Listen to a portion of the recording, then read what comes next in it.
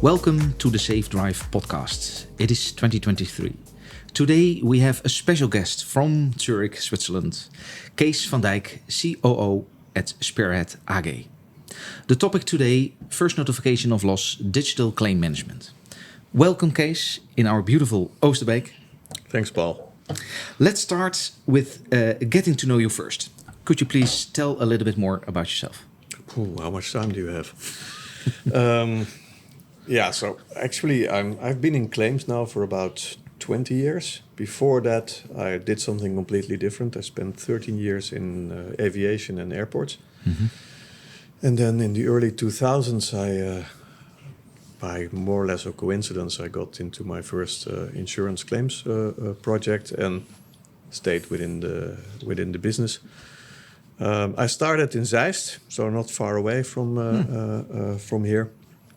After a couple of years, I moved to Switzerland, and I think before Spearhead time, so about 14 years, I had different CIO roles at a large claims and estimatics provider, and basically built claim systems for 30-40 different insurers in 30-40 different countries. And before starting Spearhead, I moved for a couple of years to the US, did the same thing over there, and got in contact for the first time with telematics, very large insurance carriers that wanted to go to a straight-through process where a certain fraction of the claims would go with one touch, fully automated, one stop and settle. And brought that stuff with me to Europe together with a few other colleagues that were in the US at the same time. And we decided to do it ourselves and founded Spearhead. It is already a topic for a lot of years, to be honest. Yeah, I think the original ideas around Spearhead were, they were not that explicit. I mean, at a certain point in time, you start combining, but telematics came at a certain point in time with OnStar in the US, and the predictive analytics part was in there already years ago, in the context of claims filtering. And at a certain point in time, I started combining these things in my mind. It says, let's suppose that you would have telematics data that would tell you the moment in time an accident happened, very precise what happens. And you have a prediction model that can turn that into repair costs and a couple of other parameters that you need to settle a case. Then you have a very simple use case where immediately after something happened, you can settle and process a claim. Later, that became a little bit more sophisticated and says, okay, people still have to notify you yourself. So then the first notice of loss came in there, but always in combination with telematics data and always in combination with predictive element to make sure that you bring some intelligence in that first notice of loss point in time. And that we started working on the first models in early 2016, and at Spearhead we stayed true to the original thought. And that was also the founding time of Spearhead, eh? That was the founding time of Spearhead, and we said we are going to make the first notice of loss intelligent. At that time we had expected that 2-3 years out everybody would have telematics. It didn't happen that fast, but it's happening. It's just slower than I think everybody expected at that point in time. And we turned the same concept into something that you can also use without telematics data. Yeah. And is it possible to tell a little bit more about Spearhead and the beginning, the start?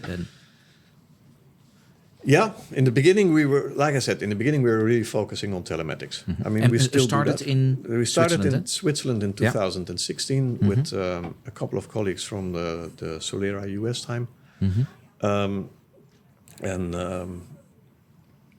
Small team. I think we were 5 or 6 when we started. Relatively early, we knocked on the door of our colleagues at DECRA and said we are planning to build a model that's predicts repair costs. So eventually, if that works, it may impact also the way people look at experts and expertise. So we would really like your help. Well, they had to think about it a little bit, but decided to support us. Yeah. Support us with data. Support us also with checking our models. So they have a lot of data. And they have a lot of data, and they have, more important, a lot of experience with assessing losses. Yeah. So they helped us with building the first models, and especially validating the first models. And slowly we've started enhancing all kinds of functionality around the first notice of loss. So I think in 2018 we created our first solution for people that's without telematics calling in to make that more efficient, but also give the claims handler direct feedback while being on the phone with the customer, so that you can turn a conversation that traditionally is, tell me what happened, and we will start now the next steps of the process into something. Okay, tell me what happened. Okay, I see what happened. These are your options. Yeah. And try to settle the claim directly. The same thing with self-service, and over the years, other input channels came to enhance the solution, like image analytics. Yeah. And it became kind of a complete, comprehensive first notice of loss solution. Yeah. And why is first notification of loss and an efficient claim handling process so important in perspective of business, but also from the consumer side in their perspective? Yeah, that's a good question. I have to go back to what I did before. So in the past, I automated claims processes. Yeah. We didn't call it digitalization at that point in time. We just called it automation. And one of the frustrations I had is every time that I had connected a couple of parties electronically together so that they exchange data, and the process became more complicated. Then another party and another party and another party. So it was never finished. And with insurance carriers, we were discussing, of course, how can we make it more efficient. And in the US, I learned also that it is equally important to make this process very customer friendly. Yeah. And like with a lot of processes, if you do the first step right, you drive a tremendous savings. You shorten the process and everybody is happy. And the same thing with the claims process. The first step in the claims process is when someone reports a loss. Yeah. Now, if you can do that with telematics data, then you have high quality objective data and you know at the moment it happens. But without telematics data, if you use properly the moment in time where someone tells you what happened and you ask the right questions, you can get a long way. Yeah. In combination with some images that you automatically evaluate with image analytics. And if at that point in time, that first touch point has all the information you need to settle, and we can get that information out, and with the predictive models give the right inputs to come up with a conclusion, including a very reliable prediction of expected repair costs, then you can settle 50% of the cases in one conversation. Yeah. And that makes it easier, let's say, for the insurer or lease company, your clients, let's say. And on the other hand, for the end user, it is comfortable that there's always somebody out there that when an accident happens, you're in trouble, you will be helped. You will be helped. And it also means is that your counterpart of it, whether it's the insurer or a leasing company, all of a sudden can give you the alternatives, can give you the options and say, okay, this is what happened, this is what we're going to do right now.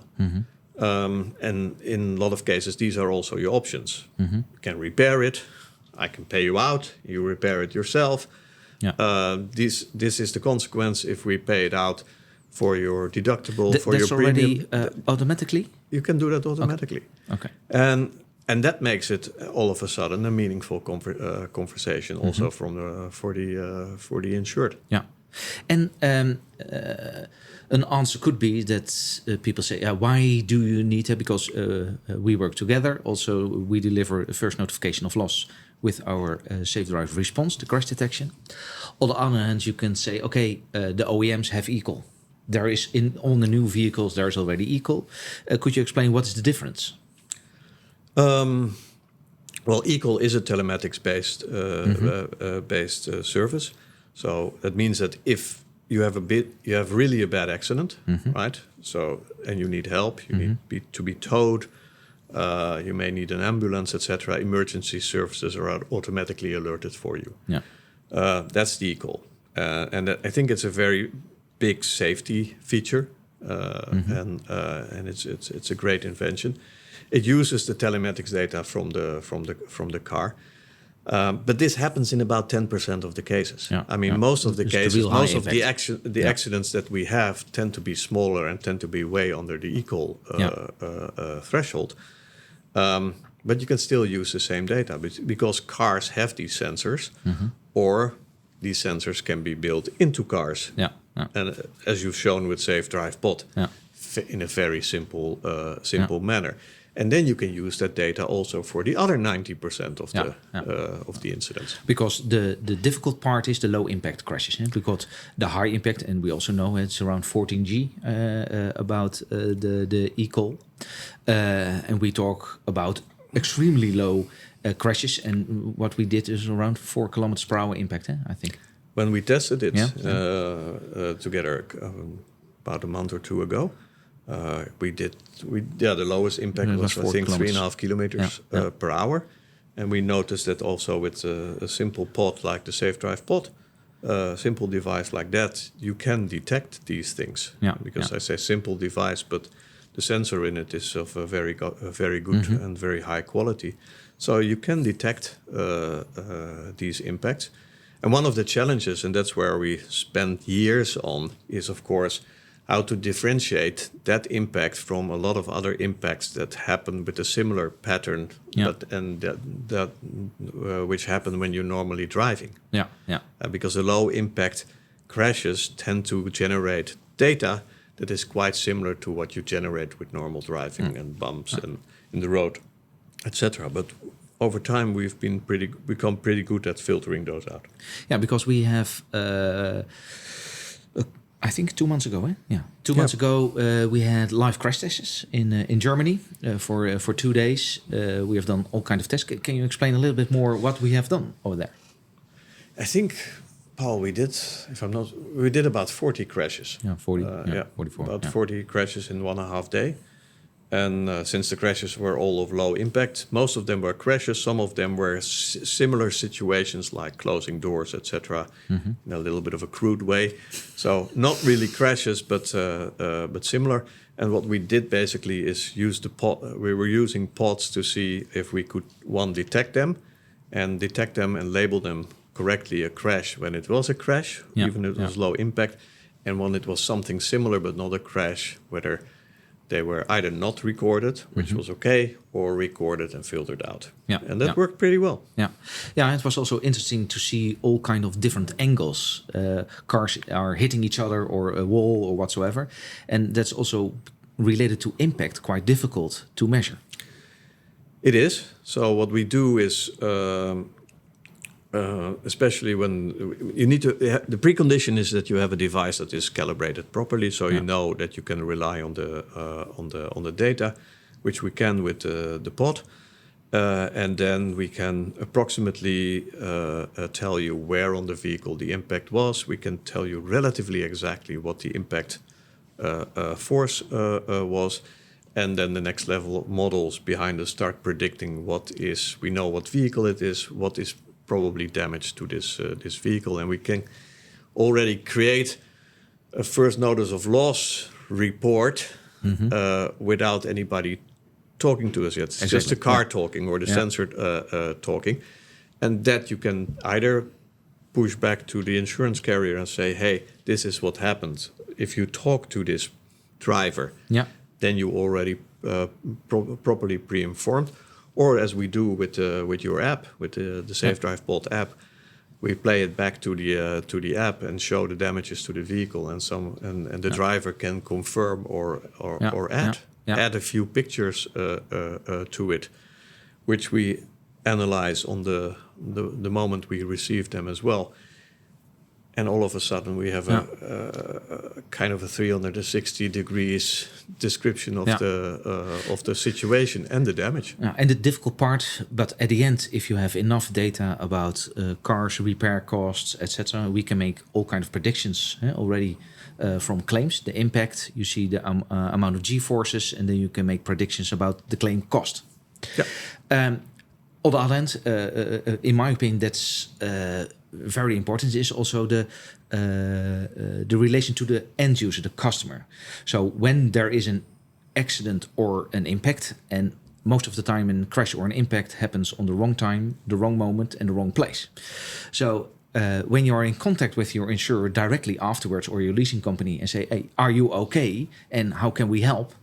I think that is really helping the end user to stay a little bit calm and comfortable instead of what is happening right now and where am I, etc. Well, it's an important point, Paul, because none of us expect to be in a crash or in a damage or in an accident. We have an insurance because we have to, and all of a sudden it happens, and it will happen eventually to all of us. Mm-hmm.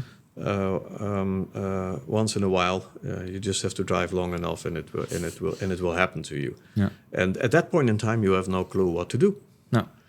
And the easiest is, of course, if your phone starts pushing you a message and say, "Hey, this is what we detected," and takes you by the hand and say, "I'm going to help you," and that's a user experience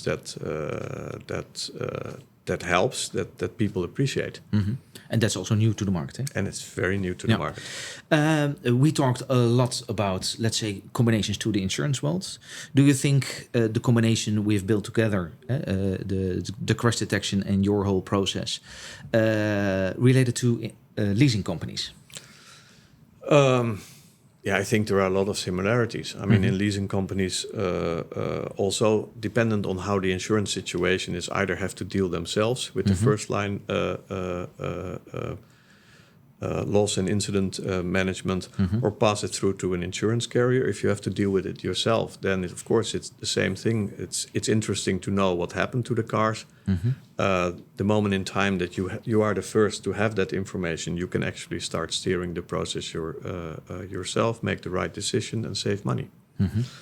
And the same thing goes to the driver of the lease vehicle. That person also usually has something, where do I report this? So make that easier. Yeah. And with lease, my experience is, what I see is that a lot of the smaller damages, they often do not get reported because it's my car, but it's not really my car. So they tend to get there and stay until the end. Yeah, in a lot of cases, that's also an undesirable situation because exactly. At the end, you will pay the bill. You pay the bill at the end as a driver. Although if you would have claimed it earlier, it would have been an insurance case. So I think there is a lot of benefit for lease as well. If you look at other segments beyond lease, rental, longer term rental, mobility. There is another factor that comes into the game, is that telematics allows you to monitor the vehicle and the behavior, but also what happened to the vehicle. And that's especially important if the owner and the driver are no longer the same person. It's much better to understand what is happening with my car, my vehicle, because you rent it, lease it, or whatsoever. If you see your proposition related to insurance, what is the biggest benefit for the insurer related to cost, for example? What is the benefit you will bring to an insurer when they use your system? The biggest benefit is that you immediately know what the best course of action is. You immediately know whether you do it with telematics or without telematics data, but in the beginning of the process, at the first contact point, the first notice of loss point, you have a pretty good idea on what this repair will cost. That means also that we can detect early in the process a potential total loss. Doesn't have most of the total losses are not technical; they're just purely economical, and they're difficult to detect. But we can detect them in the beginning, and you have the possibility to use the information of the repair cost to steer it properly to the right kind of shop to repair, or to make a cash on hand or a fictive settlement offer, because the information is on the table. Cash on hand offers are usually the fastest. Insurers tend to be a little bit skeptical because it says, okay, but we have no proof. So what stops someone from filing that again? In our case, there is proof because there is objective data that describes what was damaged. And it gets stored. So all the options are possible, and they're all data driven and data based, and the system will tell you exactly what your next course of action is. At the end, a major cost reduction. Major cost reduction by saving time and saving mistakes. Because what we also have seen is that about 1/3 of the total losses are not being discovered. That means that cars are being repaired. Although it would have been the cheaper option to total the car. And we see that there are a lot of cases that later require an expert. But if you already know that up front, you can say, don't go to a shop. We first send you an expert to judge this. It's also this weeks case. and weeks, I think. Exactly, and that means that you can avoid unnecessarily long processes. And you can avoid double work. Cees, we are working already a certain time together with some interesting projects, to be honest. Why, in your opinion, it is so important, the combination we are building? Well, I think we have a good partnership. That means that we can SafeDrivePod and Spearhead both bring their core products and knowledge and competences to the table. But one of the things that's working very nicely between the companies is coming up with new ideas. And if we need to make some sort of an adjustment on one side or the other side, typically we've done that Pascal or Eric, they make the changes within or Lars within days, and then we continue. So on an operational level, the collaboration, the cooperation is very good. And I think what's very important, what we have in common is that we want to change something. We want to change something. We want to make this process not just more efficient, but we also want to make it a lot better for drivers. And in SafeDrivePod, you also have another dimension to it. Is you want to make driving safer in total. And that whole combination is a nice proposition again towards an insurer, because all these things pay into reducing risk. And that's the part that is the combination between us is about SafeDriveResponse. Yes, we have focus about distracted driving and motion behavior, and that's related to, let's say, the insurer. And the talks we have is about developing new insurance who have always the combination in, because that will lower the risk, the profits will rise, but the premium also will lower. And that's at the end for the end user interesting, and the margins for the insurance stay the same. So there is only win. There is only win. But you need data and a project like this. In the near future, what do you think will happen, let's say, the coming 2-3 years in combination? Well, we have interesting times now with inflation, and the cost of prices and repairs are going up, and they're going up higher, or they have gone up higher than the increase in premiums. So more and more insurers are under pressure to improve their process and to bottom line save costs. So I think that helps parties like us that come with solutions. on how to do that. So I expect that the pressure on settling claims, fully digital, fully automatic, increases. And that's exactly what our solution does. And that's also what I like about, let's say, your approach as Spearhead. The discussions we have with insurance or start maybe something ourselves or whatsoever, is that the process has to be less crashes, less damages, etc. That's not your business model, but that's really your opinion and also from Spearhead. So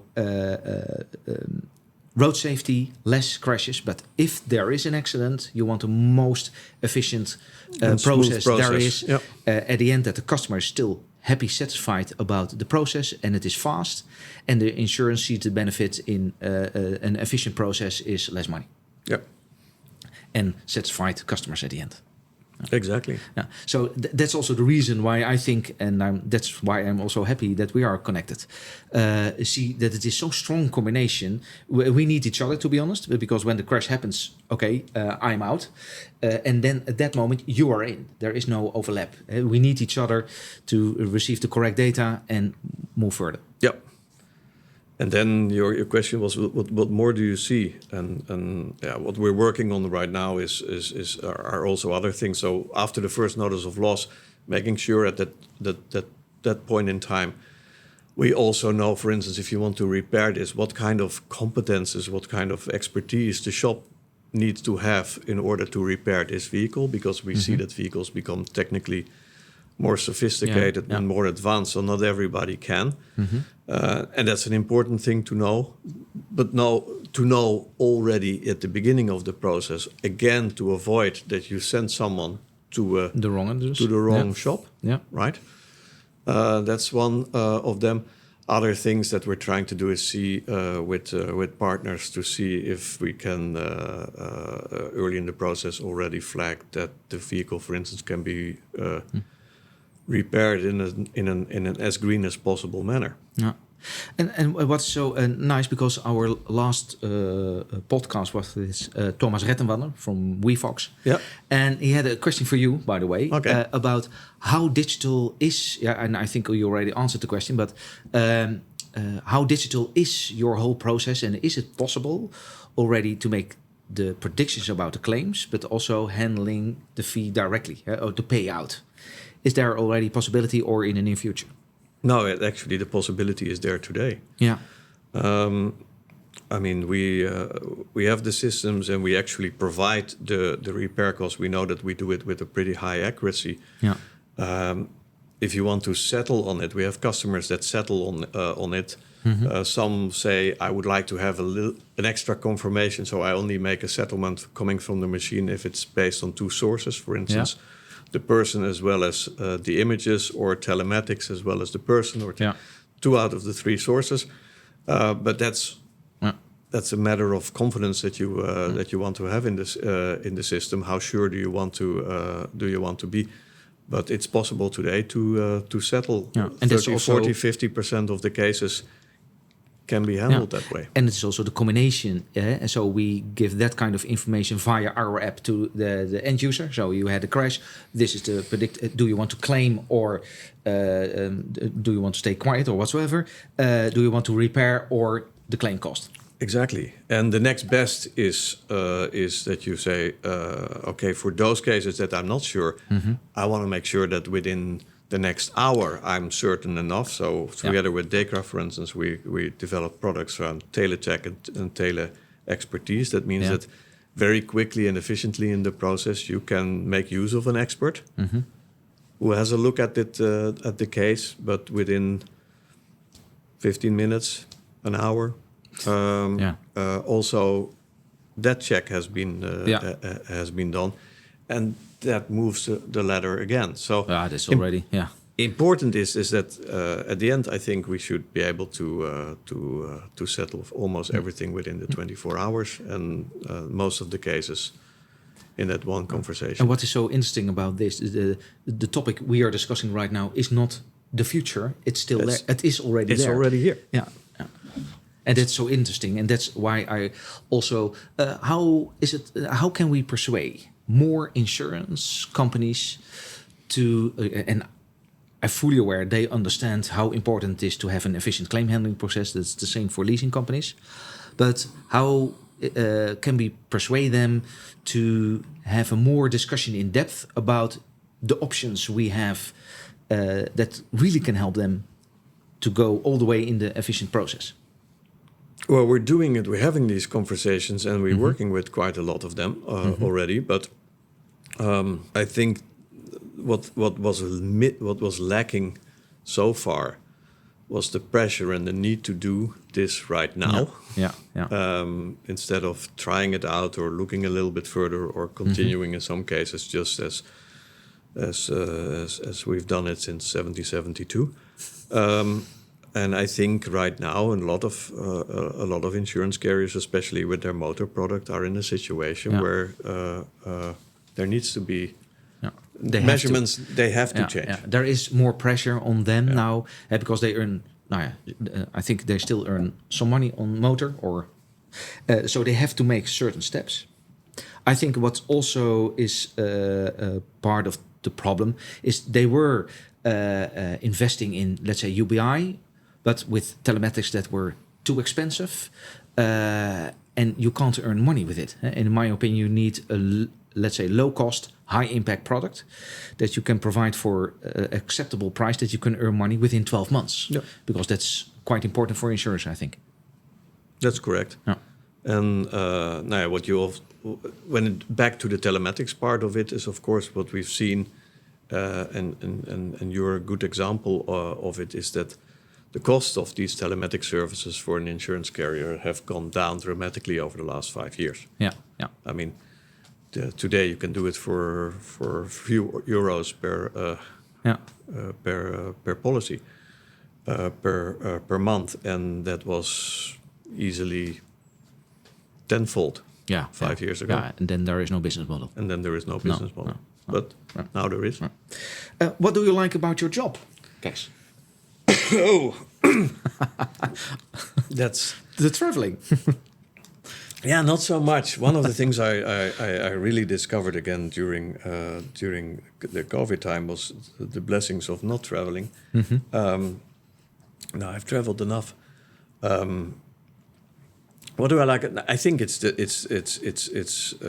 different every day. I mean, one day we're discussing new possibilities, new products. Another day it's very down to earth, making sure that the next sprint gets properly planned and filled. And the day after, it's setting up a customer project and discussing together with the customer, how can we optimize this claims process, and what can we do to support that?